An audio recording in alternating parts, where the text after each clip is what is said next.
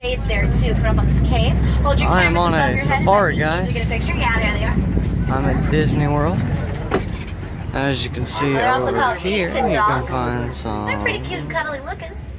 But I do not suggest trying to take one home as a pet. These dogs are one of the most successful hunters out here in Africa. They have about an 80 to 90%, please stay seated back there, sweetie, success rate on their hunts. So we're going to keep on moving. We have a few more giraffes on your left-hand side, but also out there on the left, those antelope are sable antelope. They might look familiar to you. They're the emblems of our reserve. There's a giraffe. The darker the coat on the sable, the more dominant and mature they tend to be. So if y'all saw a real dark one, that would be the dominant sable of that herd. Typically it's the males that are dominant, but it's going to be the female sable that control the movements of the herd. And we're going to go right through a whole herd of wildebeest up here. There'll be some on your left and some on your right in a second. These are white bearded wildebeest, you can tell because of their white beards. But it's a bit of a smaller herd. Wildebeest have one of the largest animal migrations in the world. About 1.5 million of them will migrate across the savannah each and every year. Imagine a Whoa. lion pops out right now. Hi. They're named after an Afrikaans word that means wild beast. Because up close like this, they do look a little scary. Hi. Croquemite is a Getting wild another look at these giraffes out in here its too on your natural right. habitat. Now, giraffes are I don't sitting down. know It means what it's they're pretty called, safe but around I'm here. just gonna It say takes a lot of that. effort for them to Alright. get up and down like this. They got those long legs. So it looks like these are all pretty much Maasai giraffes, including those babies out there. You can tell the difference between species by looking at their coat patterns. Maasai giraffes tend to have a little bit more of a messier or erratic coat pattern than most other giraffe species do. Hi. If y'all ever head out to the Animal Kingdom Lodge on their part of the savannah, you can sometimes see reticulated giraffes. And they've got more of a square or boxy pattern to their coats. Bonus giraffe on your right there. Croquemite. I found a wild truck. Oh my goodness. I found a wild truck, mate. I don't know what I'm going to do. It's a wild truck and it's natural. And it's a Ford. Oh my goodness. Now you look up ahead of us in Mine's a the Chevy. grove of palm trees. You're going to see some cattle with really got a big shovel. horns. On your right-hand side. Gee. Those are called Ankole cattle, sometimes known as Watusi cattle, after the Watusi tribe, which originally domesticated them. Their horns can get pretty large, makes them easy to spot. They can be about 3 to 4 feet in length, and between the tips on some, 6 feet across. Hanging out just past those palm trees, you're going to see some little tiny tan antelope out there. Those are called springbok. Let me get a better look around the corner. The springbok are really small and really cute. There they are out by the palm trees there on your right. But they're not babies. They're actually fully grown, about 3 to 4 feet tall, as big as they're pretty much ever going to get. We're going to keep on moving though. Looks like we have to make it past some pushed over trees near the road here. I should have enough room to do it though. And actually, this is a really good sign that we might be coming into elephant territory. Elephant. We are definitely coming Elefante. into elephant territory. Look on your right-hand side, out there past the bushes. There is an African elephant hanging around. Bro. It's a big boy. He Hi, is. welcome to Chile. And that's definitely an African elephant, you can tell. Whoa. Not just because we're in Africa, but also by looking at the shape of their ears. It's one of the best ways to tell the difference between species of elephants by the shape of their ears. African elephants in particular, very easy to tell Water. apart from other species. Their ears are in the shape of the continent of Africa. Take a quick peek behind the bushes, see if there's any more hanging around. Yep, one more out there on your right. I do know a few good watering holes up ahead, though. Try to catch with a few more elephants out there somewhere. Ooh.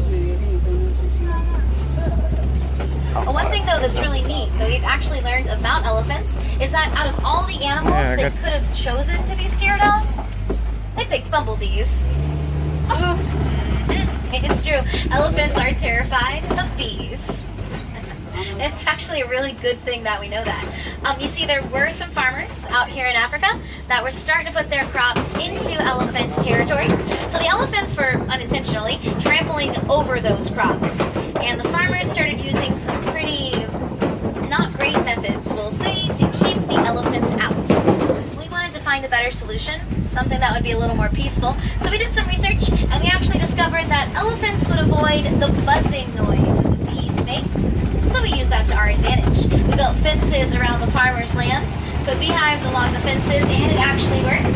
The elephants stayed away, and the farmers got a new crop to harvest and sell, which was the bees' honey. And we really got to try to make up for it where we can with the elephants, because they're also an endangered species, and it's also, unfortunately, mostly due to poaching. In fact, every day, 96 elephants are lost to poaching. And that's an elephant almost every 15 minutes. So, whenever we're able to find those peaceful solutions between human and animal conflicts, like the farmers and the elephants and the bees, we do our best to take advantage of that and help to boost their numbers a little bit. But we're still in luck today. Out on your left, there's still a few more elephants. This one is quite large, so I'm pretty sure this is going to be a male or bull African elephant. Probably going past a small bachelor herd here. Usually the males are going to hang around their families till they're about 14 years old, and they'll go off on their own.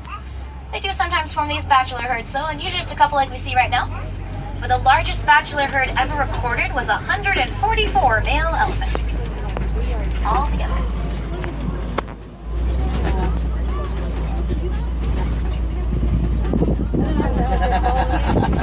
Right now, guys, going through the water.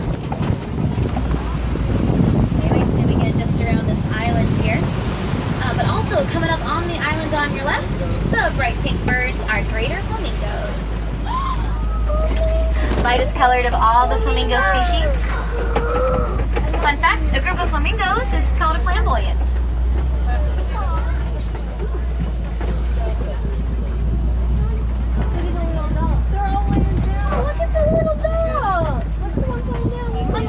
Look at the duckies. I don't care about the flamingos. Oh, no, there's one. They walk backwards. Look at the cute little duckies.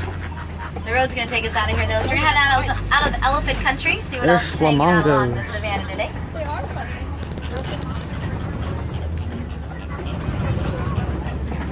And we are coming up on a warden's post on your left. And I think the warden actually managed to confiscate some of the ivory tusks that the poachers took from the elephants. There are some rhino horns up there as well. That's always a good thing too. It's going to help keep those out of circulation on the black market. We talked a little bit about the rhinos and their horns back in the forest. Remember, they're made out of keratin. Same stuff in our fingernails and our hair, so there's no medicinal power to them whatsoever. Look down that road on your right, there's a couple of rhinos laying down. I know a better spot to look at on those. We're going to keep on moving here. Catch up with them around the corner. Rhino. But one thing our reserve does, we do partner with several organizations like the Lewa Wildlife Conservancy and the Disney Conservation Fund.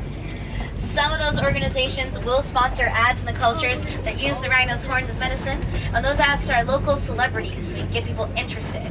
That way we can educate them a little bit more about the rhino's horns and their actual properties. Through that education, it should help put a stop to some of the buying and selling, and that should also hopefully put a stop to some of the poaching going on out here too. And the best way you guys can help out with that is just to spread the word. A lot of people really don't know what keratin is, and the more that do, the better off the rhinos might be.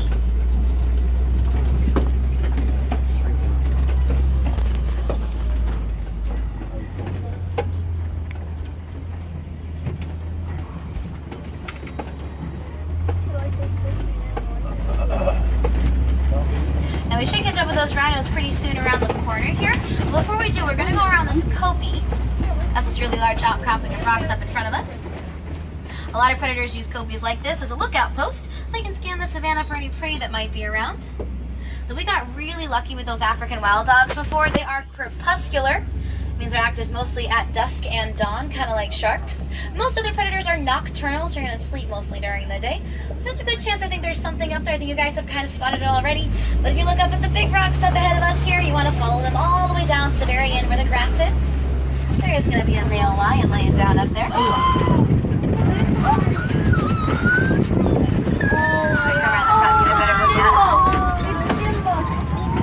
Simba's dead.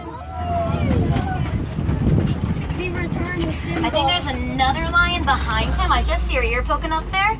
Probably a lioness. It is really cool though to see lions out in the open like this.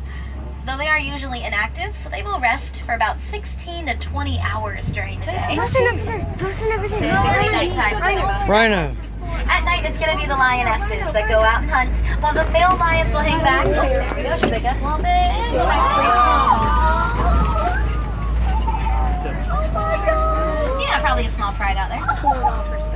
But they're probably enjoying the nice weather, but as soon as it gets any warmer, they'll head in between the rocks to get away from the sun. So we'll head on out of here, let them get some rest. I think I saw those white rhinos just around the corner, maybe a couple of antelopes too, so we get a better look at them. There's also, oh yeah, right across the clearing there on your left, there's a warthog out there.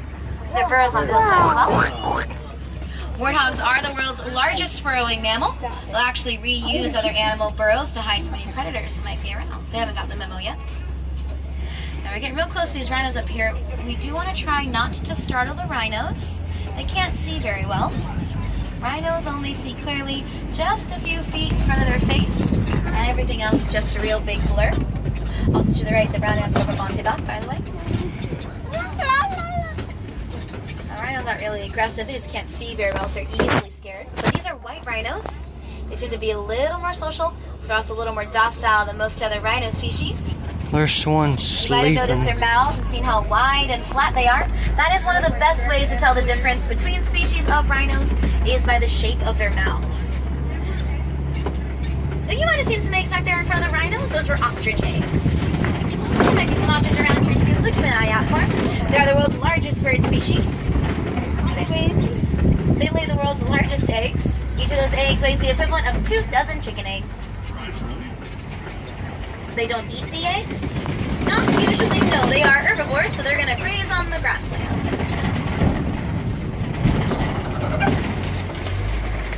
We're coming into an area we like to call the Magadi Glen. From here, we're going to be going back to the village of Harambe. This area, though, was made possible because of our reserve partnership with Disney's Conservation Fund. So we'll talk about that in a second. If you look on your right-hand side, this antelope is a scimitar horned oryx, named after the Middle Eastern sword, the scimitar, because of the similar way his horns curve. And we're actually really lucky we got to see one today. Not just because they normally live in a very desert area.